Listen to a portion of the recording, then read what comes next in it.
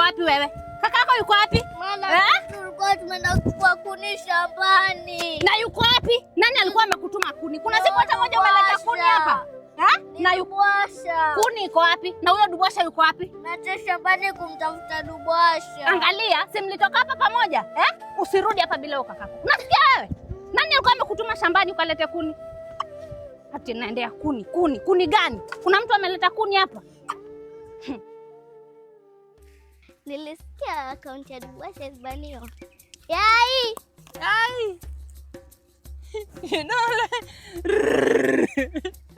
Jamani. Sasa tunacheza gololi. Dubwasha.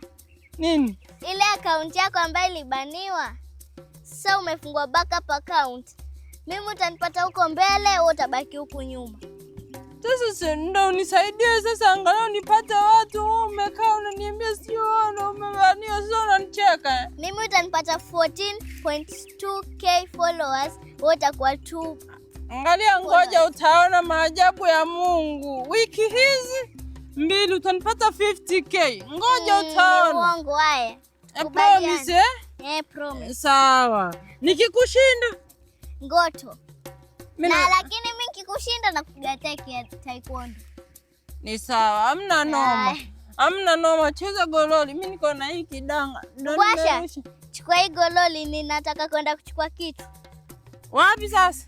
Huku. Unajua tunangojewa na mama huko nyumbani. Fanya mbio basi. Sawa.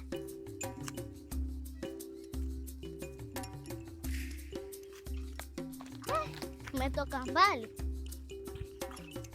Huyu Dubwasha ameenda wapi?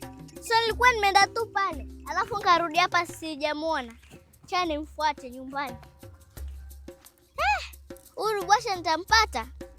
Nimemwambia akaunti yake imebaniwa. Nikamvunja mwendo akakimbia.